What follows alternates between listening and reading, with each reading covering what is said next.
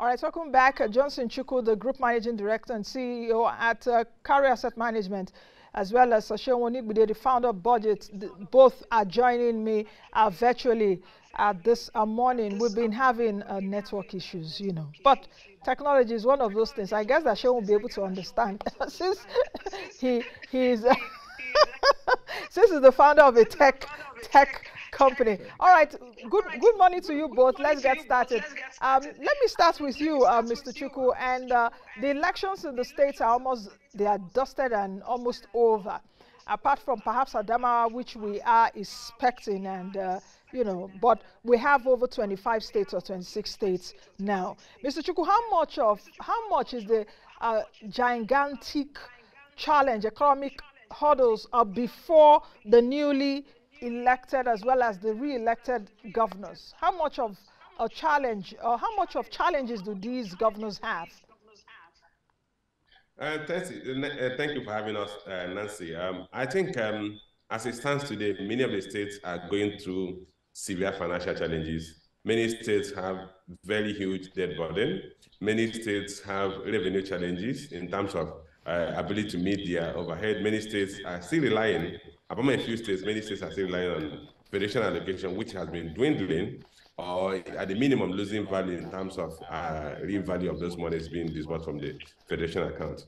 And of course, we have to deal with the issue of oil theft, crude oil theft, which has kind of constrained the level of revenue amount coming to federally collected revenue. So in terms of economic challenge, I think many of the states are going to face, many of the new governors are going to face severe economic challenges in terms of ability to generate enough revenue to meet their overhead, ability to implement their electioneering campaign promises, ability to maintain social order. We also know that we have social order challenges in several parts of the country, which require a lot of resources, economic resources to fund issues around insecurity in several states. So clearly, the state governors, the incoming state governors, and those who have been re-elected are going to be grappling with a lot of social and economic issues. Okay, Seun, let me come to you and ask you this question. Do all the states in Nigeria have the same peculiarities? If we take a look at the economic challenges, and I would appreciate if my team can put up the state's economic fat file, which we did put together. In fact, what I did it was a whole lot of work, a whole lot of research, but we're able to do that in terms of putting the GDPs of the state, the ease of doing business, inflation, poverty rate, what else again do we have, debts, the debt growth as well as the foreign debt and the domestic debt. Of course, the data, the sources were NBS, DMO, and wealth. Okay, and budget too. So Seun, let's take a look at the state's peculiarities. Do all the states in Nigeria have the same issues economically? No, not all states have the same issues. There are challenges in and out, but some states still have some fiscal room to make certain decisions. And I think that's the strength from the revenues that they generate internally. For example, Lagos, Delta, Rivers, Ogun, and possibly a little bit of Akwa Ibom. Those are the states that generate a lot of IGR, most other states, they significantly depend on the federal government for FAC allocations there. So it's also good to note that. Also, you have to also look at debt servicing costs for states. Most states that took foreign debt, like either Kaduna, Cross River, or Lagos, also face significant impact on payments in the near term. So in some sort of way, all the states are not in the same bucket. But something that is very clear is that Nigerian Federation is not geared for efficiency. And I think that's why the bills being signed by the president, the constitutional amendment bills being signed by the president, even though it's coming too late in his tenure, it's a good standpoint for the next administration to see how can you strengthen, or how can you energize the capacities of states to do bigger things? If states can generate, transmit, and distribute electricity, if states can now invest in rail projects, so while do states now be able to think creatively, bring private sector capital in, and also be able to remove every bureaucracy and bottleneck to ensure that development actually happens in their states. The thing about this is something that can't be acceptable in the next administration. I'm talking about states, is that when the BRS minimum is what the state governor does, for example, he pays salaries, he constructs a few roads, maybe a few bridges. We also must begin to start analyzing states in how they are seeking or attracting investment to expand the economy within their states.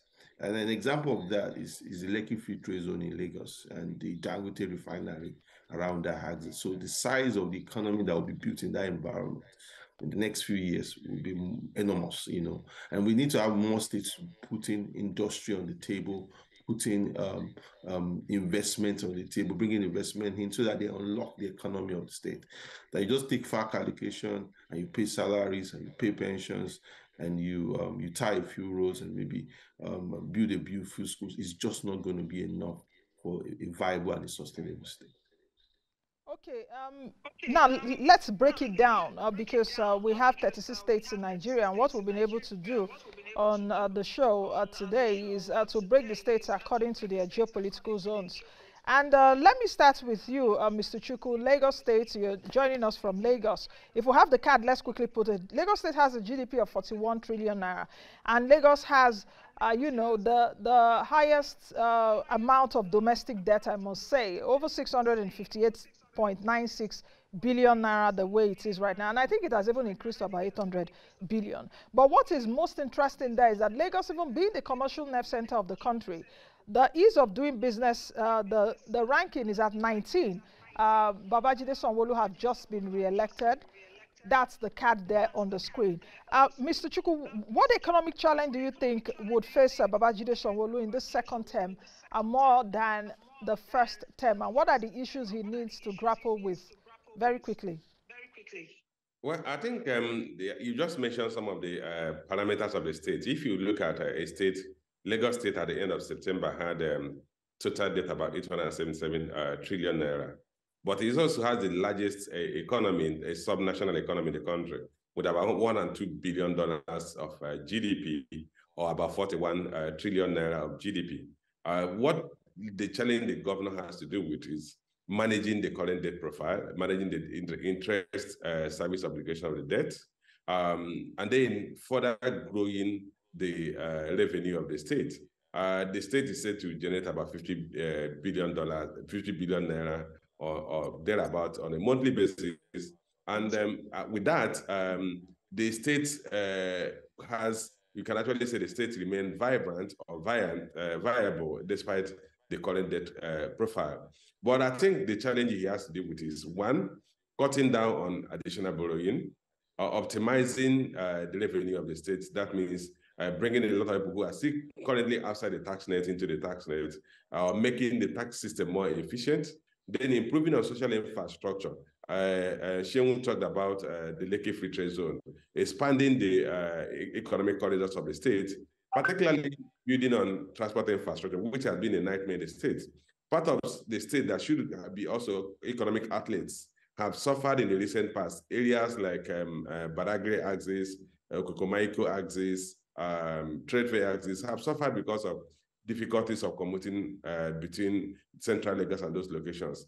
Hopefully the rail lines will be fully functional as to improve transport between the outskirts of Lagos and the central part of Lagos. So the major challenge he has is, one, expansion of infrastructural supply, particularly transport infrastructure, to allow for economic activities outside the central business district.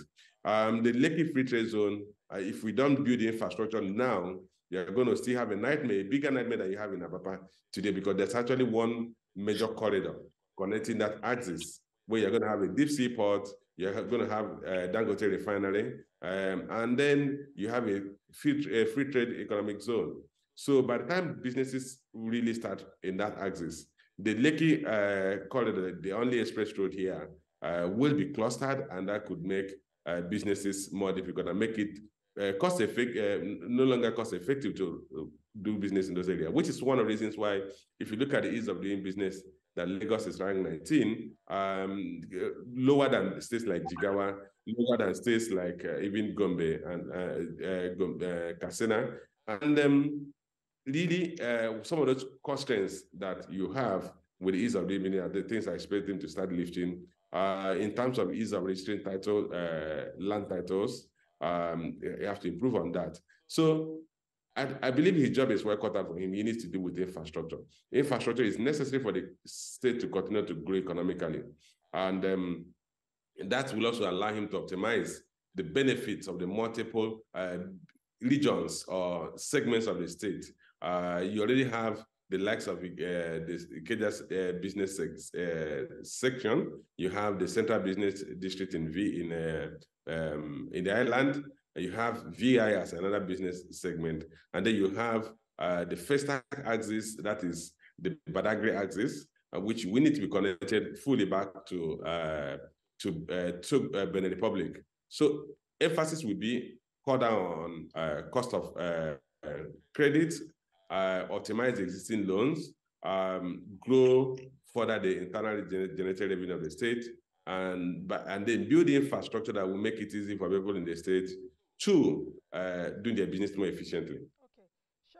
Okay. Stick with the Southwest a bit. We've talked about Lagos State, and it's really surprising that even Lagos being the economic nerve center of the country, the ease of doing business is number 19th.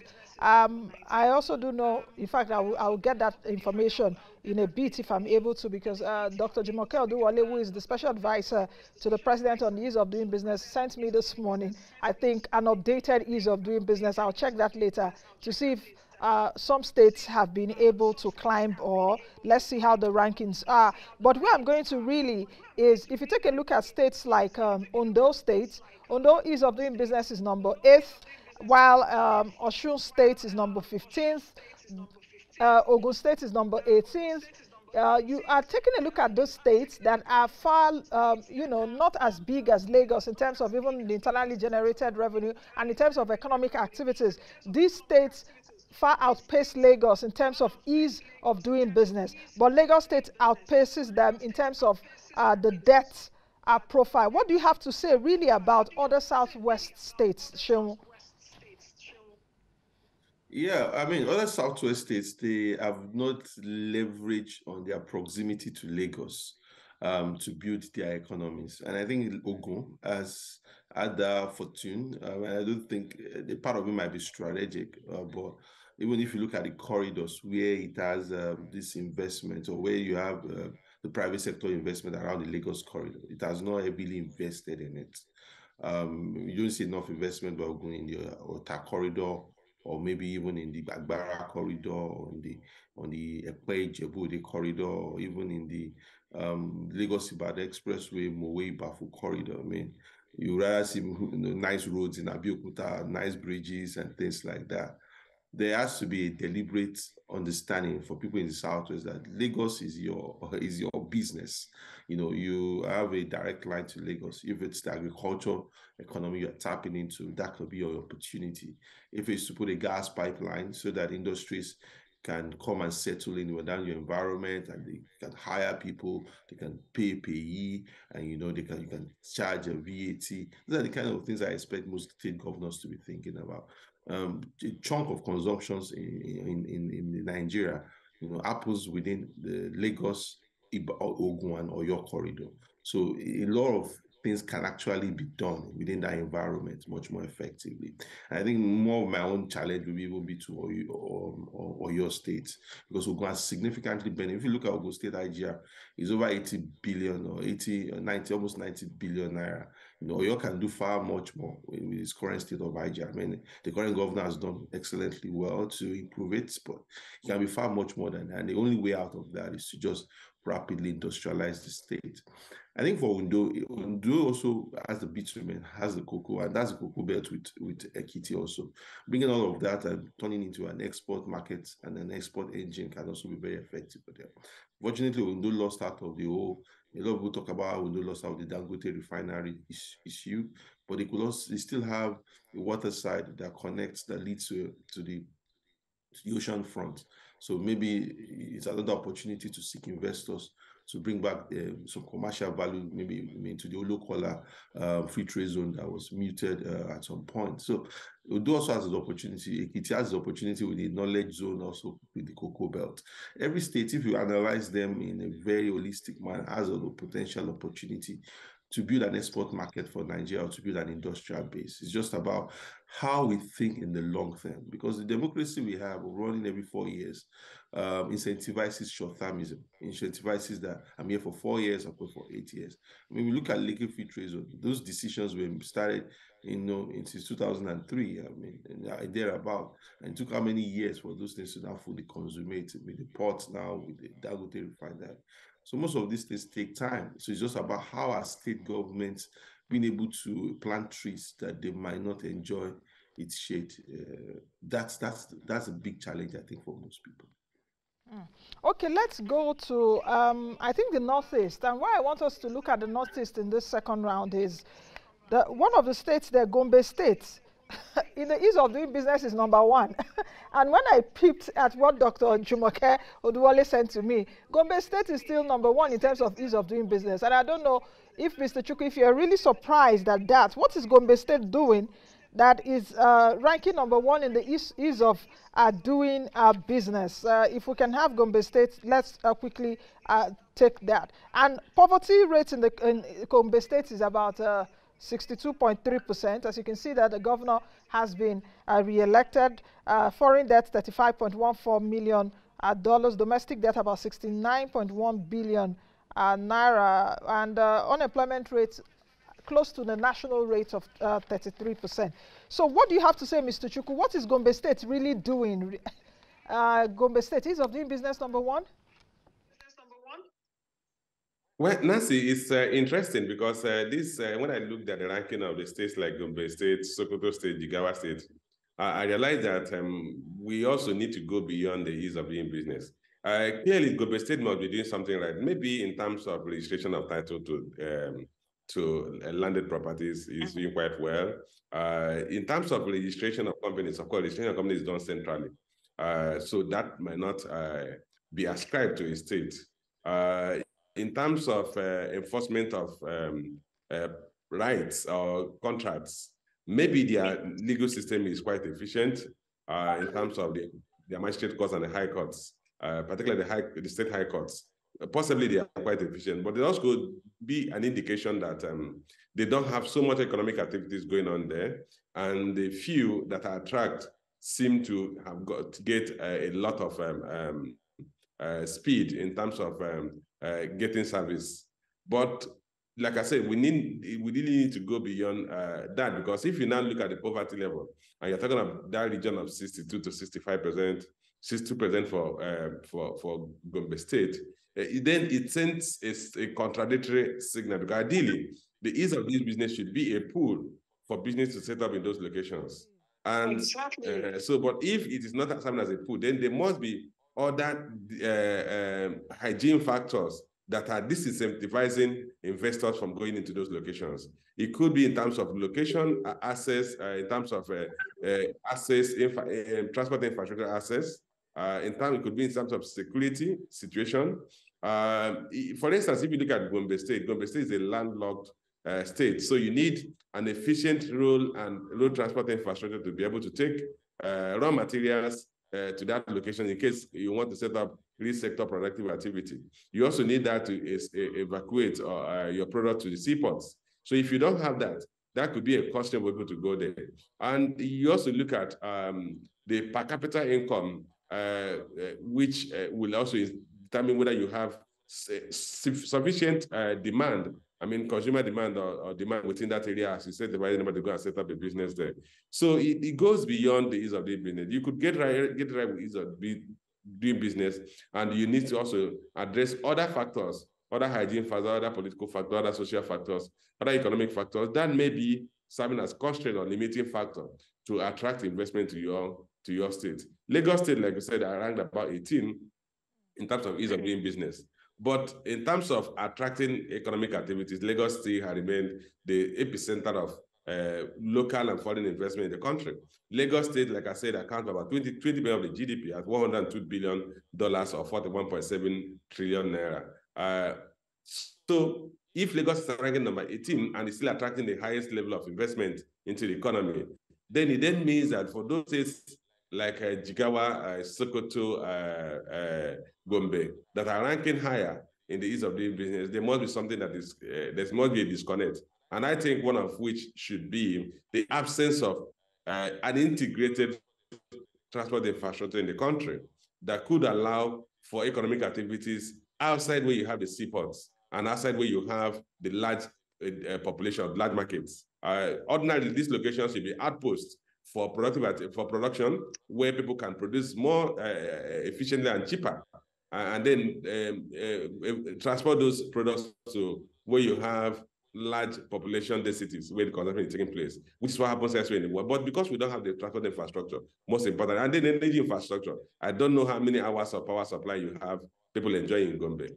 My take for the states like Katsina, Kebbi State, is that volume of the quantity of power supply in those states is quite low, and that those also could be another disincentive for people to go into manufacturing activities to attract investment in those states. Okay. Seun, one thing that is common among all the states in Nigeria is that their debt levels, all the states are really indebted. It just depends on the quantity. How do you think that these re-elected governors, as well as the governors-elect, can address the issue of their current debt levels? I was listening to Alex Oti now, the governor-elect of Abia State, and what he did, that he's already, speaking to perhaps banks and all of that, in terms of perhaps even looking at, okay, also Governor Okowa of Delta State, though he's outgoing, said that what they did, I think in the second term or so, was to restructure the debt. What are the options that you think are available to these governors, re-elected as well as incoming, so that they can actually have more headroom fiscally? Yeah, thank you so much, Nancy. First is, I think when we look at debt, we might be confused with what DMO puts out. A lot of states have a significant debt than what the DMO captures, in terms of contingent liabilities, if you gratuities, pensions, salaries, maybe those who pay half salaries and all that. All of that is also part of the debt, in quotes, that a state governor, a new state governor would likely face. And I think I will take a leaf from what Delta State did. The previous administration before that's Uduaghan administration took took a lot of debt, and some of those debts, the interest rates can be too high, especially if you are borrowing from the domestic market where it's mainly about bonds. So restructuring has to be on the table for a whole lot of the states. They also have to find a way to reduce, either to elongate the tenure or maybe to reduce the rates, in some sort of way. Unfortunately, we are not in the friendliest markets at this point, so that will be a very difficult conversation to have. But I think somehow the federal government also has to support, or the CBN has to support states, way to address the debt situation among states. It's unfortunate that even also the federal government used Paris Debt Club, gave a whole lot of refunds to states to be able to exit some of these contingent liabilities. But as we have seen, like a state like Abia, job clause being owed around 23 months salary. Dr. Oti is taking on a very, very difficult job in that state, considering the mismanagement and waste. And I also advise him not to just let all of that go, because it just doesn't follow reason. The federal government did a whole lot of intervention. The state is receiving FAC every month, and also as an IGR, Aba is the industrial heartland of the Southeast, and somehow, you still can't pay doctors, you can't pay workers, you can't polytechnic workers. The state is in a mess, in some sort of way. But I think what I would advise every state government is a clear line, effective communications to its citizens, a lot of transparency and accountability, so that people are able to earn trust and people are able to understand the state of things as you go along the way. But I think for a debt restructuring will be on the table.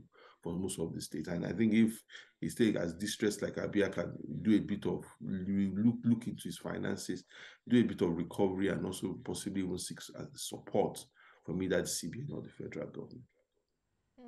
Okay, finally, because we have about 2 minutes to the end of the show, and this question is to you both.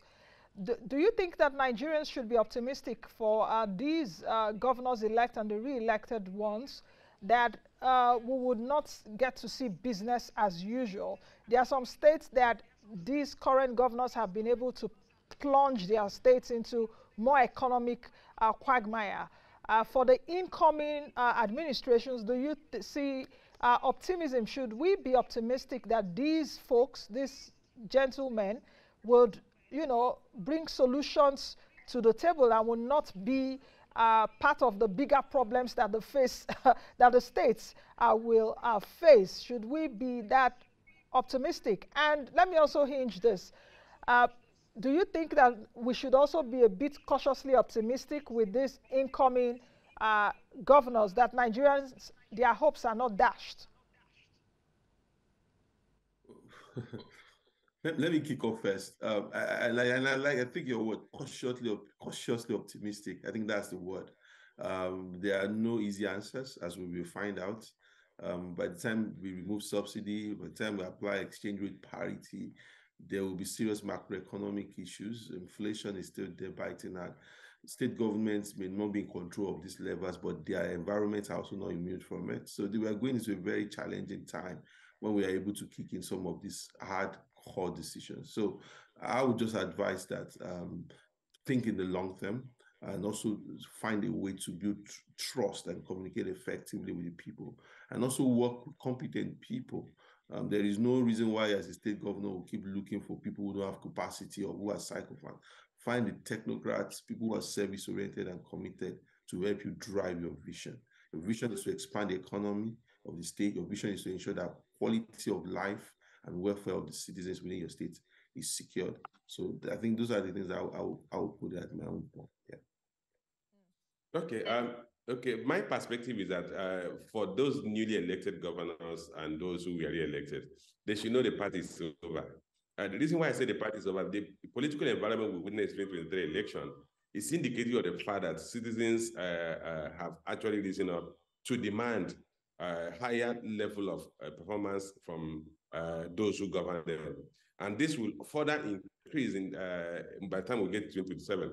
So you're going to get a point where you really need to show your thumbprints before you can ask for re-election or any political office, where you can go into political oblivion because you performed poorly. So I think the incoming governors should know that the era of coming to the people and just giving them palliatives is now beyond us. So they need to fold their sleeves and get to work. My take is that nobody who has been elected a governor should come back to us and give excuses that the route you saw was not what you expected, because you should have done your homework before you took up that challenge of contesting for the position. It's not going to be a jamboree. For me, I think that a number of them will be up to the task. Some of them, particularly those with very strong private sector background experience, should be up to task. They should assemble competent people around them. They should be able to build very robust management or leadership platforms.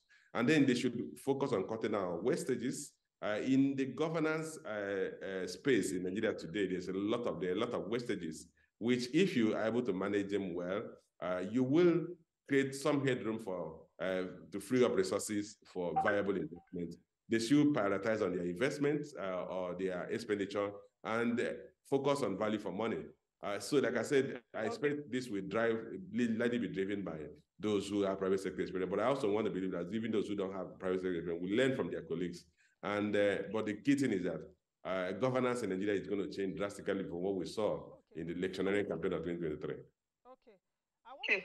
I want to say thank you for joining us. I wish we had more time because we're critically looking at the number of states that governors have been re-elected. In fact, all the 36 states. Let's not even talk about it because the new administration will start May 29. But thank you very much, Mr. Chukwu, for joining us.